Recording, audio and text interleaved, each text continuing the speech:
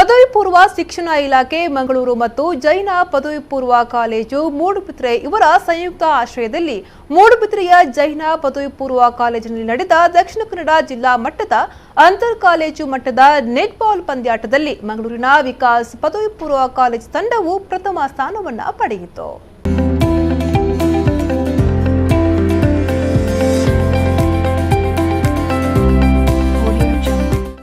ಮಾಜಿ ಸಚಿವರು ಹಾಗೂ ಕಾಲೇಜಿನ ಮುಖ್ಯಸ್ಥರು ಆಗಿರುವ ಕೃಷ್ಣ ಜೆ ಪಾಲೆಮರ್ ಅವರು ಮಾತನಾಡಿ, ವಿಕಾಸ್ ಪದವಿ ಪೂರ್ವ ಕಾಲೇಜು ಪಾಠದ ಜೊತೆಗೆ ಆಟಕ್ಕೂ ಅಷ್ಟೇ ಪ್ರೋತ್ಸಾಹ ನೀಡುತ್ತಾ ಬಂದಿದೆ.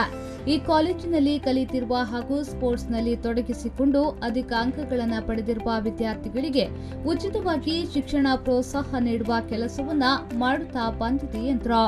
ದಕ್ಷಿಣ ಕನ್ನಡ ಜಿಲ್ಲೆಯಲ್ಲಿ ಬೇರೆ ಬೇರೆ ಕಾಲೇಜುಗಳು ಸ್ಪೋರ್ಟ್ಸಿಗೆ ಹೆಚ್ಚು ಆದ್ಯತೆ ಕೊಡ್ತಾ ಇದೆ.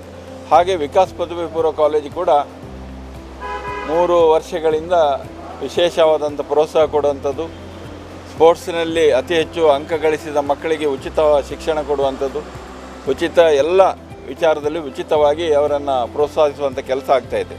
ಆ ನಿಟ್ಟಿನಲ್ಲಿ ಇವತ್ತು ನಿನ್ನೆ ನಡೆದ ಜಿಲ್ಲಾ ಮಟ್ಟದ ಪದವಿ ಪೂರ್ವ ಕಾಲೇಜಿನ ಸರ್ಕಾರದ ವತಿಯಿಂದ ನಡೆದಂಥ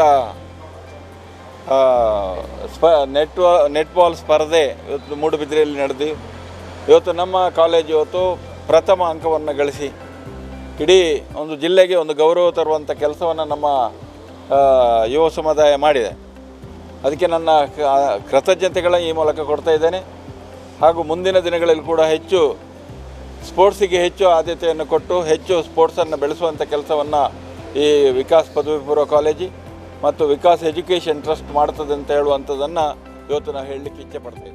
ವಿಕಾಸ್ ಕಾಲೇಜಿನ ಸಂಚಾಲಕರಾದ ಡಾಕ್ಟರ್ ಡಿ ಶ್ರೀಪತಿರಾವ್, ವಿಕಾಸ್ ಎಜುಕೇಷನ್ ಟ್ರಸ್ಟ್ನ ಟ್ರಸ್ಟಿಗಳಾದ ಜೆ ಕೊರಗಪ್ಪ, ಸೂರಜ್ ಕುಮಾರ್ ಕಲ್ಯಾ, ವಿಕಾಸ್ ವಿದ್ಯಾಸಂಸ್ಥೆಯ ಸಮನ್ವಯಾಧಿಕಾರಿ ಪಾರ್ಥಸಾರಥಿ ಜೆ ಪಾಲೆಮರ್, ವಿಕಾಸ್ ಪಿಯು ಕಾಲೇಜಿನ ಪ್ರಾಂಶುಪಾಲರಾದ ಪ್ರೊಫೆಸರ್ ಟಿ ರಾಜ್ ರಾಮರಾವ್, ದೈಹಿಕ ಶಿಕ್ಷಕರಾದ ರಮೇಶ್ ಪೂಜಾರಿ ಉಪಸ್ಥಿತರಿದ್ದು ವಿದ್ಯಾರ್ಥಿಗಳಿಗೆ ಶುಭ ಹಾರೈಸಿದ್ರು.